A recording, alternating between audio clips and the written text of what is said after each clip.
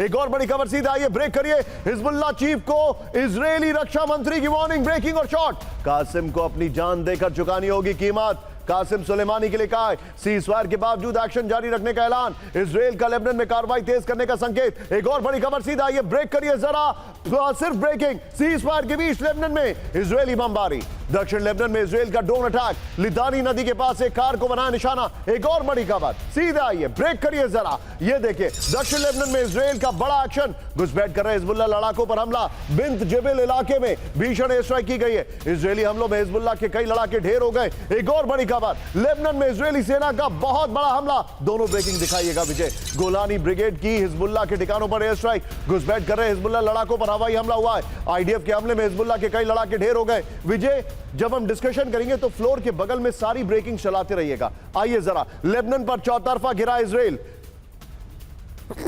Sorry excuse me. UN और France ने Israeli हमलों को बताया सीज फायर का उल्लंघन। हमले व्यापारिक और ये देखिए रिहायशी इलाकों को निशाना बनाकर किए गए। ये रिपोर्ट आ रही है नवंबर 2024 से मार्च 2026 के बीच में 15,400 से ज्यादा सीज फायर का उल्लंघन हुआ है। यूएन का ये रिपोर्ट है। जबरन येलो लाइन बफर जोन बनाए रखने और नागरिकों को लौटाने का आरोप है। विजय, बगल में सारी ब्रेकिंग चलाइए, सीधे चलिए। मेरे साथ विनोद सर मौजूद है। विनोद सर, बड़ा क्लियर कट है, सीज फायर वायलेशन ये भी हो रहा है। क्या गारंटी है कि ईरान के साथ सीज फायर वायलेशन नहीं होगा?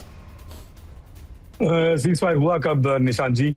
जब से सीज फायर की बात चली, मुल्ला मुनीर और इनके जो बाकी सो कॉल्ड प्राइम मिनिस्टर जो एक्चुअली मुल्ला मुनीर के ब्रीफकेस लिए घूमते हैं, उस दिन से लेकर के आज तक कोई एक दिन बताइए मुझे जिस दिन अटैक नहीं हुआ हो, या इस्राइल की तरफ से या हिजबुल्लाह की तरफ से, या ईरान के ऊपर, या ईरान के शिप के ऊपर, या यूएस के ऊपर, या इंडिया के कार्गो के शिप के ऊपर। किस बात का सीज फायर की बात कर रहे हैं लोग? पहली बात। और दूसरे सबसे महत्वपूर्ण बात यह है कि स्टेटेड पॉलिसी ईरान की यह है कि इजराइल को नक्शे से मिटा दिया जाए। ये क्या इस दुनिया में कोई भी ऐसा देश है जिसको ये एक्सेप्टेबल है? बतलाइए। कोई देश नहीं होगा जिसको ये एक्सेप्टेबल होगा। यूएस की स्टेटेड पॉलिसी ये है कि ईरान अपने न्यूक्लियर एनरिचमेंट से उतर जाए और न्यूक्लियर आर्सेनल इनके हाथ में दे दे। क्या ईरान कभी करेगा ये? और 20 साल की जो आपने खबर सुनाई, मैंने भी डीसी से यही खबर सुनी।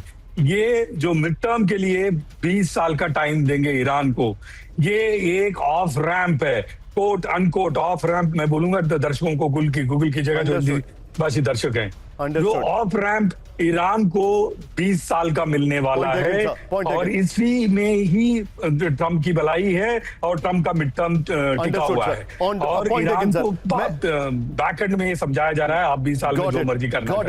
लेकिन विनोद सर, मैं आपको यहां पर रोकूंगा। Thank you very much for joining. हमारा जो वायरल सवाल है विजय, जरा तेजी से दिखाइए, दर्शकों की राय क्या आ रही है। ये देखिए ब्रिजेश ठक्कर कह रहे हैं how long can world tolerate US blockade. ये देखिए सवाल ये है कि क्या अमेरिका ईरान पर हमला करेगा। दूसरा प्रकरण ने कहा sir Vinod sir, shock versus Bakshi sir, retaliation reveals Iran will sustain the fight. ये प्रखर ने कहा। ये देखिए इलियास पटेल, यहां पर मोहम्मद तनवीर कह रहे हैं ये ईरान की पावर समझना जरूरी है। दुनिया को स्ट्रेट ऑफ होर्मुज की चिंता है, ये छिंदवाड़ा जरदारी कह रहे हैं।